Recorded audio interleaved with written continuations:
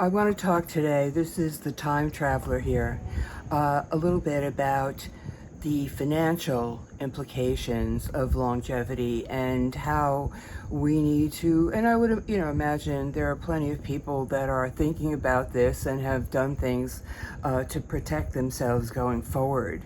But just the very idea of financing, let's just say, another 20 years of aging that came upon you unexpectedly. And when you left your job at 65, which used to work when the life expectancy was lower, the situation has changed. So, how do we look at the financial implications of longevity? I always like to start with the individual, but obviously it has ramifications for the family, for the healthcare system, for the society in general.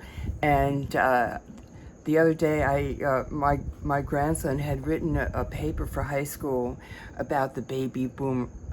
The baby boom generation, the generation that really benefited from the huge economic expansion that took place in the United States after World War II, because we were the last place standing. We still had a manufacturing infrastructure that hadn't been flattened by bombing. So the baby boomers enjoyed this huge rush of prosperity, which basically was available to practically anybody who wanted to work. And there were good jobs, there were jobs in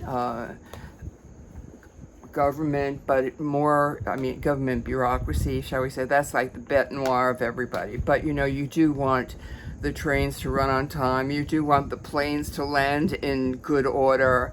There's, in a complicated modern society, you need infrastructure support, because when things go wrong, they can go very wrong. So in any case, after that, the World War II boom, shall we say, we got the baby boomers. And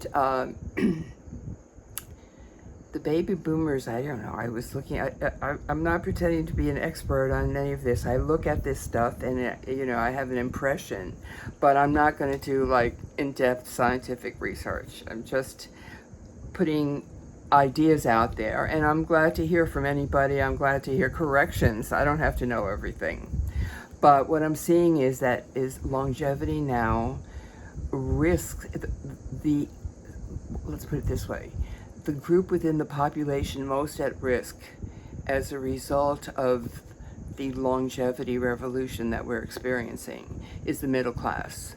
Because up until this time, the middle class was able to, by working hard, by educating themselves, whatever, accumulate resources that were then passed on to the next generation, which allowed that generation to get another little boost up. In other words, send their kids to college or buy a house or whatever. So the resources were plowed back into the gradual you could use the word enrichment of the middle class. At least they got something to own. They were just no longer serfs. They had, bank accounts, stock portfolios in their retirement plan. And of course, there were retirement plans of various sorts.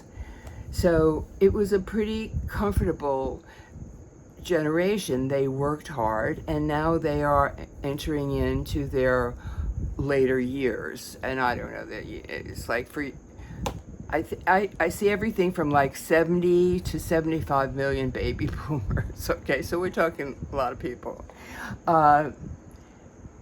And in the past, for the most part, there's always, I mentioned I think before, there's always outliers. Like I learned a little while ago, John Adams lived to 90, so there was always were outliers.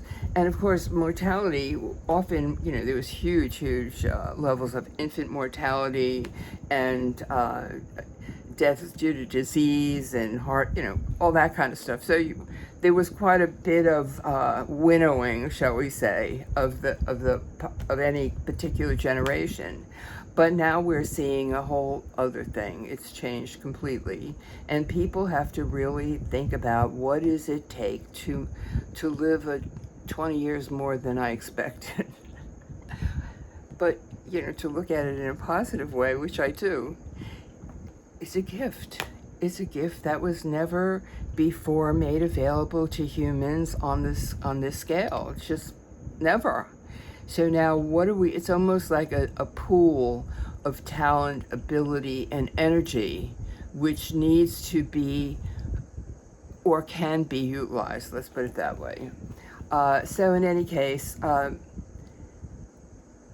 it is a resource, but at the same time, if people have left the workforce, they have to think about their financial underpinnings, that the money that they thought was going to last them will actually be able to do so. And of course, again, I'm starting to do a little reading, and it's not 100, there's issues, put it that way. Not everyone has millions of dollars stashed in their 401k. Now, the baby boomers, a lot of the baby boomers still got pensions, but that has, the younger ones, I think, are, were, for the most part, didn't have it to the degree that earlier. At the time of prosperity, everybody got a pension, they got, health benefits in retirement, paid for by their company, whatever. But that is changing dramatically also. So people don't have pensions. The only ones left, I guess, with pensions are, public service workers and, of various sorts at various levels. And that is being eroded, very much so. So in any case, how do we look at our finances? What are we going to do? And those are the questions we need to think about and inform ourselves about if we are going to age consciously and not just let everything happen to us as if it's a surprise, because it's not a surprise. We already, know. So now how can we do what is most helpful in the hopes that it's effective? And, the other part is that, that essential humility. You try to do the best you can, but basically you have accepted, hopefully at this point, possibly anyway, anything can happen to you. But the whole point is to try to have the best possible outcome on a day-to-day basis. And what is it that you need to do with your finances to help you make this work? And it's very important because it is also has a huge impact on the intergenerational transfer of wealth. In other words, back in the day, first of all, the numbers were smaller. You had Granny in the basement or the first floor bedroom or whatever, and the family works together because many families were where the families were co-located or located in a relatively small radius. They could all pitch in and take care of business, and the numbers were not that huge. And even if Granny lived a relatively long time, there weren't like 5 grannies. It was only this one that was left, so to speak. The outlier. But now we just don't have that. For the most, it's not. That's the other part. I think as we go forward, I want to really look at the kinds of solutions, or how people have approached these issues. Now that we really cannot necessarily be sure that we're going to have our daughter living 3 blocks away who's going to come and take us to the doctor and do those things that help us to maintain independence and to actually not have to pay somebody to do it for you. So there's a lot of ramifications as regard, and hopefully I think more and more people are thinking about it. Now, of course, the wealthy have always had an infrastructure that gave them the best possible advice about preserving and maintaining. There's some rich families that, I was seeing something, what about the Vanderbilts? They had all that money and then they blew everything, but then Gloria and the rest of them had to like work and they made themselves millionaires again, so that happens too. But, the wealthy have another level of infrastructure and support. Now I see, I'm seeing a lot of stuff from lawyers to have like little coffees or little, pizza lunch and talk about your, estate planning. And I think that people with resources really need to think about that, because the cost of long-term care and any of the other residential alternatives is ginormous. And so, again, I don't want to look at it from a negative point of view. What I'm saying is, you got a lot more time than you expected. And you can do a lot of interesting things. You have the chance to think about what's important to you, what you enjoy, and you actually have a chance to do it.